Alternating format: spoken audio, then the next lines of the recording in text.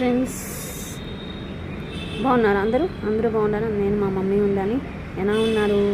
Welcome to my channel. చూసారా, ఇవి ఇంకా 2-3 రోజుల్లో పువ్వు ఇచ్చుకుంటుంది.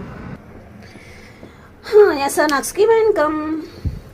ఓకే, ఇప్పుడు మనం పర్వానా పాపాయి అంటే ఏంటి? పిన్న పర్వానా పాపాయి అంటే అనుకున్నారా? పర్వానా కర్రీ.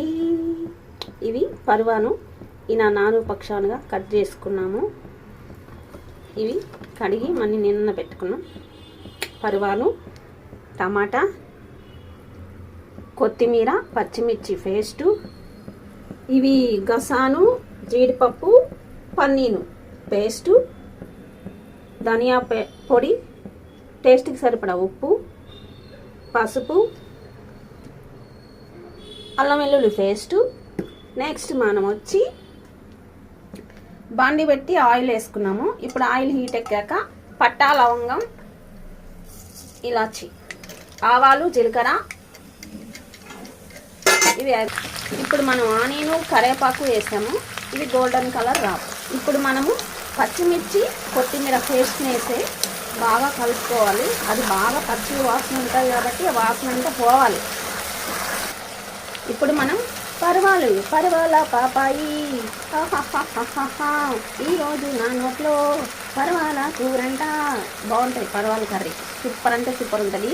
దీంట్లో గింజలు ఎలా ఉంటాయి తెలుసా? మునక్కాయ గింజల్లాగా టేస్టీగా ఇవి వేసుకొని బాగా గిరా గిరా గిరా గిరా గిరా గిరా తిప్పి, ఇప్పుడు మనం దీంట్లో అల్లం వెల్లుల్లి పేస్ట్ 1 స్పూన్,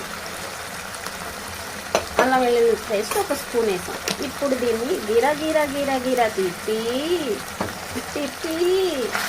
గిరా గిరా గిరా గిరా తిప్పి ఇప్పుడు మనం మూత పెట్టాలి. సన్న మంట మీద ఇది బాగా ఆయిల్లో కుక్. ఇప్పుడు మనం టమాటా ముక్కలు వేసాము. ఇవి కూడా బాగా చితకాలి, మెరగాలి, అబ్బో ఉడకాలి. కలిపెట్టేస్తాం. ఇప్పుడు మనం పసుపు, ధనియాల పొడి, టేస్ట్కి సరిపడా ఉప్పు,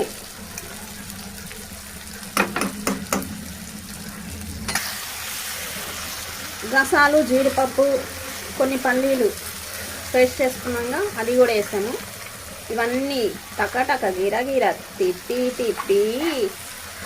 తర్వాత బాగా తిప్పాలి. తిప్పకపోతే కష్టం.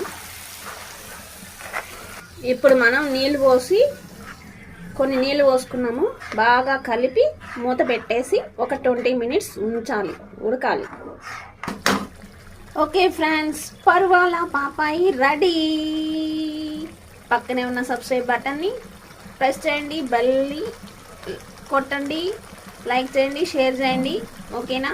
Bye bye. ఎంతో టేస్టీ అయిన పర్వాల కర్రీ రెడీ. పర్వాలు, కొత్తిమీర, పాపాయి రెడీ అయిపోయింది. ఇప్పుడు మరో వీడియోతో నెక్స్ట్ మళ్ళీ కలుద్దాం. See you.